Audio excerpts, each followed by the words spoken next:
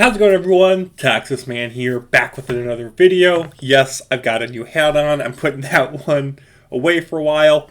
I am thinking that come future videos, I will probably wear that hat as a reference to the fact that I'm talking about something older, whether that's movies, TV shows, or tabletop games, and then I might wear this hat when I'm talking about current/newer things here on the channel. So, guys, let me know. I was able to get this hat, so really nice design, and it's got 25 on here, obviously. Nothing special on the inside except it says here. I'm sure you guys can't read it, but it says Pika Pika. You guys know me. I love me my Pikachu, and yeah, I was able to get this hat during Black Friday for $10. So normally it's 30. So I'll take it. I could use a new hat. So alrighty. So in this video we're going to be talking positives and negatives, talking about Creature Commandos. This is of course going to be my first impressions video talking about the show, in the fact that the first 2 episodes have dropped, and I don't know how many episodes in total there actually are. Okay, so there's going to be actually 7 episodes in total for this show. I looked it up on Google. Now, my biggest concern about this show is 3 things. There's 3 glaring issues before you even dive into this show. So the first thing is that it's the soft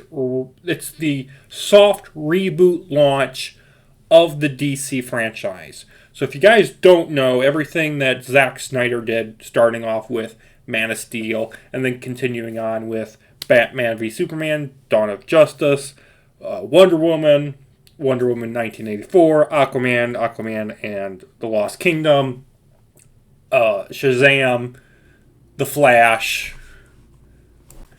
Joss Whedon's version of the Justice League. Then we also got, of course, that 4-hour version of Zack Snyder's Justice League. Everything, the Suicide Squad, James Gunn's version of Suicide Squad, all that stuff was part of the DCEU, and all that stuff has now been put to rest. This Creature Commandos show is the soft launch. It's the launch of James Gunn's DCU. So this is supposed to kickstart off the new DC universe that's being started. And then next year we're supposed to be getting James Gunn's Superman movie. Now, what I find weird is that instead of launching your gigantic new DC universe with Superman or Wonder Woman or Batman, something that's recognizable, the fact that they're kickstarting it off with a TV show, and it has absolutely nothing recognizable in terms of DC except for like Amanda Waller. Except for her character. Every single character in this show, just based on the first 2 episodes, is completely new. Never seen them. That is kind of a problem, because of the fact that if you're not a big DC fan and you don't know any of these characters, or you actually just don't care to learn about them, you're not going to get invested. You're not going to want to get invested. So it's an odd choice to launch your new franchise with something like this instead of like the new Superman movie. I honestly think they should have launched the Superman film and then maybe launched this alongside of it. Second problem is that this is a Max, I keep wanting to say HBO Max, but this is a Max exclusive streaming show. I guarantee you, not everybody on the planet has Max. So I'm hoping that doesn't cause a problem in the future, because if the show ends and it's going to tie into something live action, like if the show ends and it leads into something that's important in the Superman movie, and people haven't watched the show, it's going to cause a problem, because people are going to be like, who is this person and why have they just shown up out of the blue? Or why is this plot so important? Or why is this MacGuffin device so important? If they haven't seen the show, it's going to cause a problem. Same way where there's a lot of people that don't have Disney Plus and they didn't watch like WandaVision, and then Doctor Strange Multiverse of Madness came out, and they're like, what is this? What is going on? Why are these characters doing what they're doing? Hopefully, this show does not cause that exact same problem down the line. Third, it's a cartoon. Okay, this is the third problem. It's a cartoon. You're not going to get a lot of DC fans in just because of that style. And that could be a problem. Me, I could care less. I don't care if something's live action, cartoon, or anime. What I want is for a good story, good lore, good universe, good characters that I can get emotionally connected to and I get invested in. Now, that being all said, it definitely feels like the cartoon version of James Gunn's Suicide Squad from a couple years back. I think that came out in like 2021, I believe. Something like that. It feels very similar.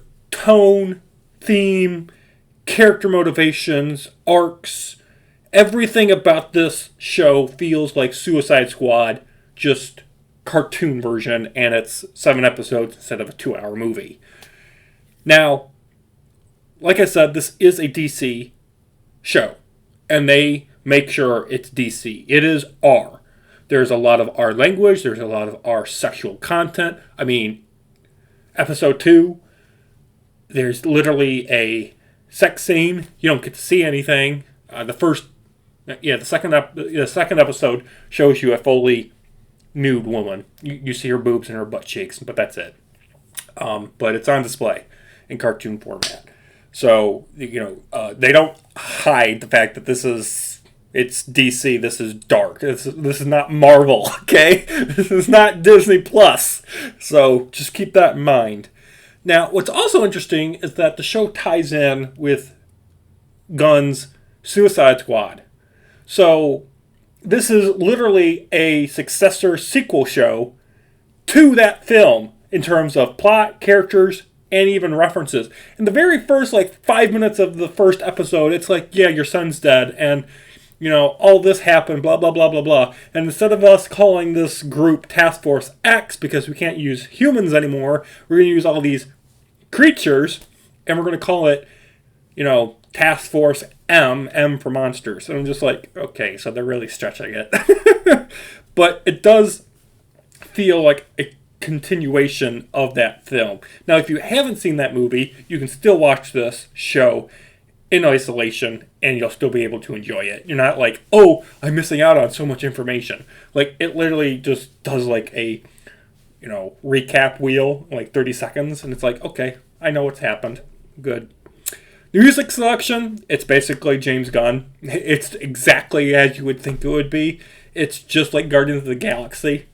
So just pulling out really popular or unpopular hip-hop songs from the 80s and 90s and sometimes even the 70s and just putting them in for action sequences. And they actually work. They work. So that's pretty good. In terms of the action, good action. You do get invested in the characters, and me personally, I kind of want to see how the show ends. I do want to see how the show ends and how it might tie into future events within DC. This isn't a show I was really excited for, but I will say come the end of the second episode, I was like, okay, I kind of want to see what happens next.